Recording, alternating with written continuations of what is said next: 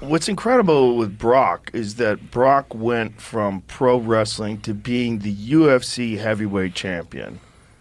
I mean, and did so with such a short amount of time of training in MMA. I mean, obviously he had a spectacular amateur wrestling career. He was a legit top flight amateur wrestler and a fucking genetic freak. All those things. But to be able to make that transition to winning the fucking world title against a guy like Randy Couture, I don't think he gets enough credit for what I think a lot of people say. Oh, he was so big and he was this and that and he did steroids and there's all these excuses. Like, you don't understand what that guy did. Like, what that guy did is nothing short of insanity. Like, no one's ever done that before. No one's ever gone from, I mean, the way he did it too, and to fucking to get in there and beat a guy like Randy, who's, you know, one of the best of all time. Like, Randy was a real pioneer, and Randy was still really at the top of his game back then.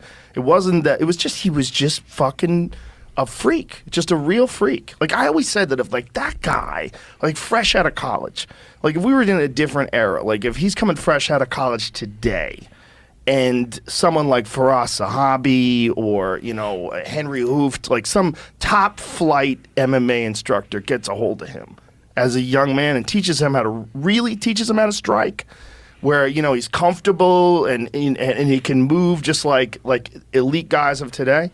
Fuck. He would have been unstoppable. He would have been unstoppable. He's a monster, brother. He's a monster. He still is. Still is. He's like the biggest genetic freak maybe I've ever seen in the sport. Me and my crew used to go to the Royal Rumbles for a few years back. Yeah. And there's 30 people. One comes out every minute.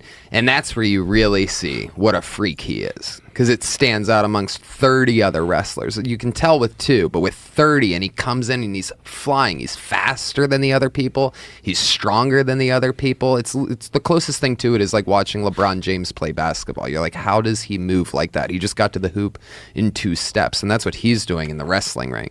You ever see his NFL combine numbers?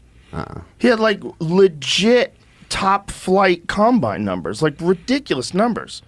See if you can pull those up, because just a fucking freak, man. Yeah. Like a real rare one. Very fast, too. Like, his run was fast. Look at this. 6'3", weighs 283 pounds, a 40-yard dash of 4'7". 4'7" at 283 pounds. That's insane. Jump 35 inches vertically and 10 feet from the standing long jump. 10 feet. He's hurling He's hurling almost 300 pounds, 10 feet. He can bench 225 pounds for 30 reps. 225 for 30 fucking reps. That's crazy. Dude. Oh, look, it's me, astounded. I've been astounded multiple times by that guy. That's crazy. There's a few guys that I say, he like, can still go, brother. Yeah, I'm sure he can still go. Well, there was talk about him fighting again in the UFC just fairly recently, like a few years ago.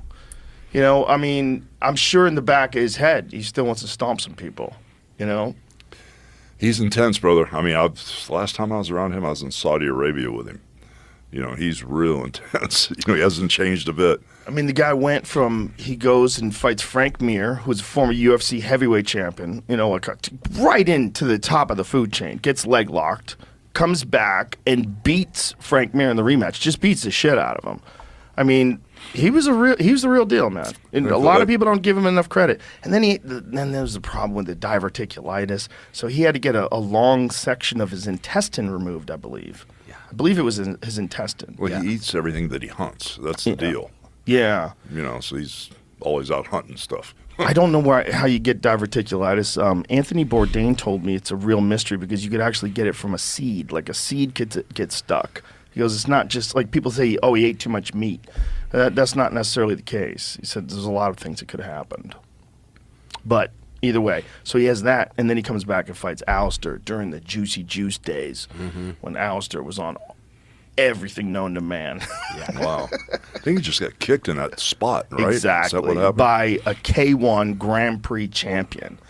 Like, Alistair Overeem was the elite of the elite for kickboxing, and he was saucy.